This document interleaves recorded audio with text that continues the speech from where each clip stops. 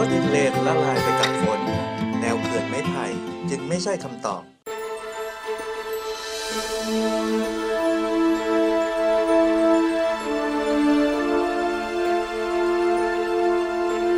พื้นที่หมู่ 5 บ้านชายทะเลโรงกุ้งตำบลนาโคกอำเภอเมืองจังหวัดสมุทรสาครเป็นพื้นที่ประสบปัญหาน้ำทะเลกัดเซาะรุนแรงไม่แตกต่างจากพื้นที่อื่นๆในขณะที่แนวไม้ไผ่ชะลอคลื่นอาจสร้างการตกตะกอนดินหลังแนวไม้ไผ่ได้ในพื้นที่นั้นๆแต่สำหรับที่หมู่ 5 บ้านชายทะเลโรงกุ้งแห่งนี้อาจไม่ได้ผลเท่าไหร่นักเนื่องจากดินเลนของที่นี่เมื่อมีการสะสมตัวแล้วมักจะละลายไปกับน้ำฝนในฤดูมรสุมดังนั้นความต้องการของชาวบ้านจึงมุ่งเน้นไปยังสิ่งที่มั่นคงถาวรและมีประโยชน์มากกว่าแค่ได้ไม้ไผ่ไปต้มกุ้งหรือสร้างแคร่นั่งเล่น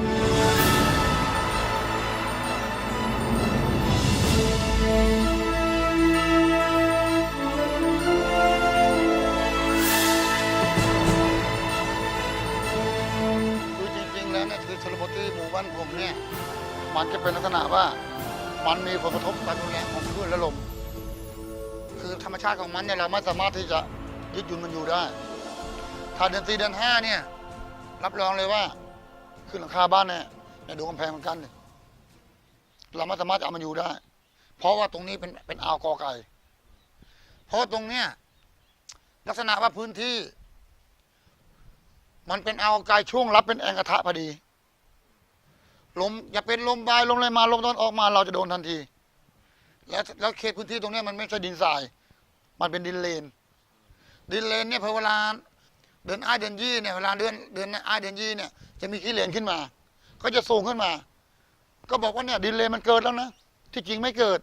มันเป็นหน้าเดือน4เดือน5เนี่ยคือลมมันตีขึ้นมากองพอมากองปุ๊บเนี่ยพอฝนตกปุ๊บเลนตัวเนี้ยมันก็จะละลายออกไปทันทีนี่คือระบบของมันเป็นแค่อย่างเงี้ย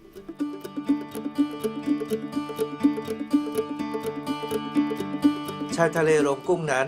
มีลักษณะภูมิประเทศเป็นที่ราบลุ่มตั้งอยู่บนแนวชายทะเลตรงกลางระหว่างปากแม่น้ำแม่กลองกับปากแม่น้ำท่าจีนมีพื้นที่ประมาณ 1,200 ไร่มีลักษณะภูมิอากาศเหมือนทุกภาคของประเทศไทยมีจำนวนครัวเรือน122ครัวเรือนและมีประชากรทั้งสิ้น436คนส่วนใหญ่ประกอบอาชีพประมงชายฝั่งและแปรรูปอาหารทะเลชุมชนแห่งนี้นับถือศาสนาพุทธและสืบทอดประเพณีวัฒนธรรมไทยนอกจากนั้นยังมีการปฏิบัติกิจกรรมทางความเชื่อเฉพาะถิ่นนั่นคือการบูชาสิ่งศักดิ์สิทธิ์ประจำหมู่บ้าน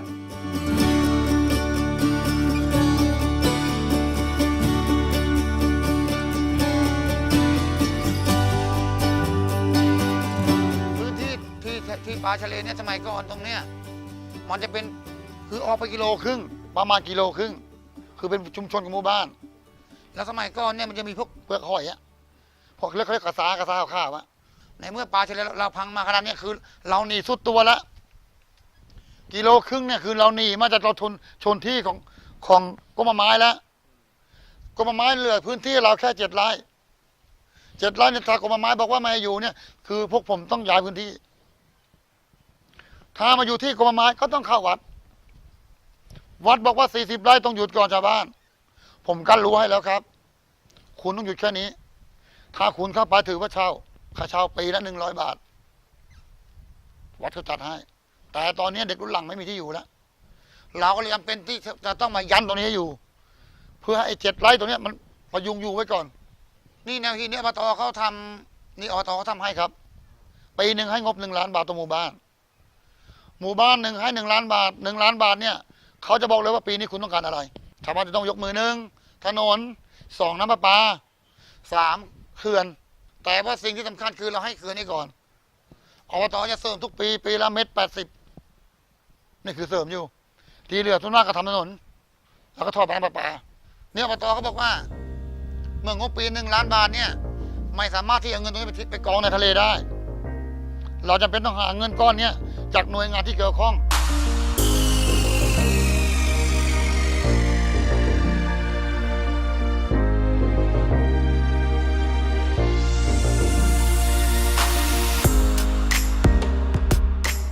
ประชาชนอย่างเราเนี่ยเราเรียกร้องมาตลอดว่า ขอเป็นเสาปูนได้ไหมเขาบอกไม่ได้ต้องเป็นไม้ไผ่แต่ถ้าเป็นไม้ไผ่ผมก็ต้องขอถามว่าจะปักให้ผมหน้าเท่าไหร่เขาบอกว่าต้องลึกเนี่ยใช้ไม้10 ศอกลึกปัก2 เมตร 50ผมบอกว่าปัก2 เมตร 50เนี่ยคือที่ตรงเนี้ยเป็นที่นิ่มและที่ลมถ้าเราปักไม่อยู่จริงมันก็จะถอนขึ้นหมดแต่ถามว่าอยากได้ไหมก็อยากได้เยอะกว่านี้อยากได้เหมือนบ้านคุณเทียนเขาปักมาคือมามากแต่ของเรามันน้อยอ่ะแต่ว่าประชาชนอย่างเราเนี่ยในเมื่อถ้าเขาให้โอกาสเราแค่น้อยนิดแค่นี้เราก็ต้องเอา100,000 200,000เราต้องรับไว้ เพื่อเป็นทางให้มันเบาลง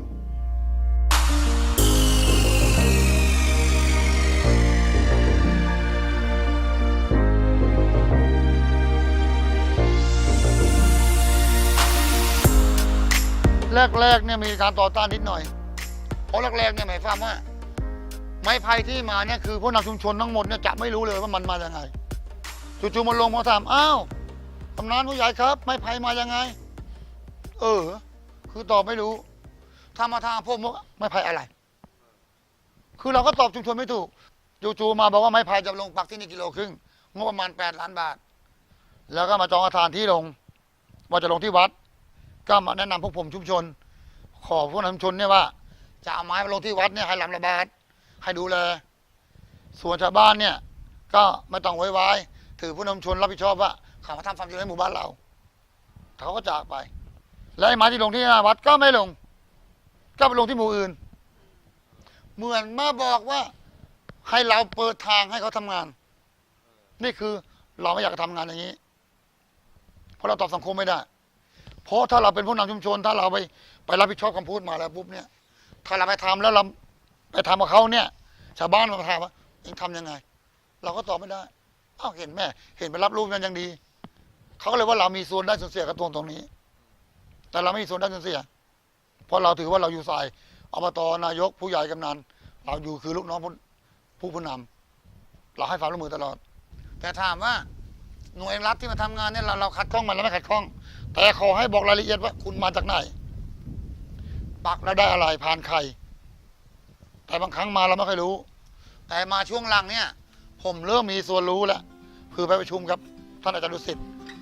ก็เลยรู้แนวทางอ๋อมันเป็นอย่างนี้ที่ไปที่มาคือเป็นอย่างนี้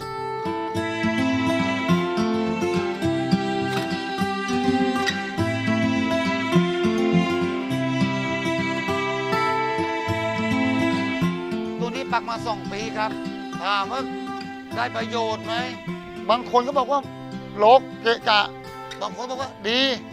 แต่ส่วนมากเนี่ย100%ก็บอกว่าดีถึง70 ชั่วโมงนี้นะเพราะมันชะลอขึ้นสิ่งแวดล้อมมันก็ดีเรื่องหนึ่งเมื่อก่อนเนี่ยปูใบเราไม่มีหากินปูใบจะมีเจาะรูอยู่แล้วเนี่ยถ้าไปตามรูจะมีทุกรูเลยตามมันก็บอกที่หักเนี่ยไม้ที่หักในปูใบเจาะนะครับไม่ใช่หักเอง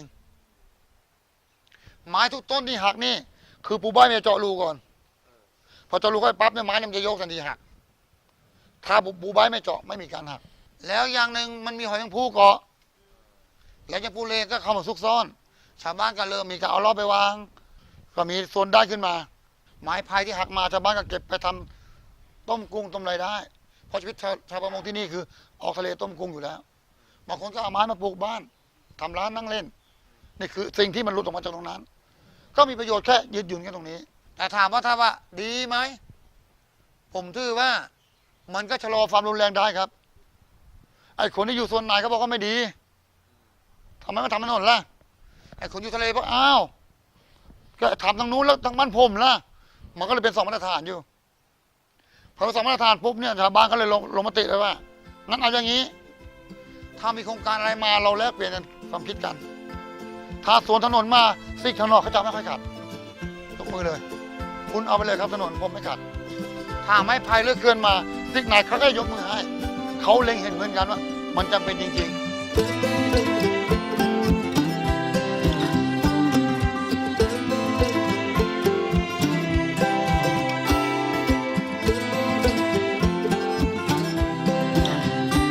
ถ้าเลยบางกระเจ้ามาต้นไม้ต้นไม่มีการขึ้นนั่นคือผมพูดเรื่องจริงคือแถบเนี้ยถ้าการว่าปลูกป่าปลูกไม่ได้ถ้าปลูกได้คือคลองโคน ผมเชื่อเพราะเป็นคุ้งมันออกมาแล้วน้ำมันวนคาถาขาวบางขุดบางพีบางโทรัสกาหลงลังจันนาโคกนี่ชุดที่โดนเต็ม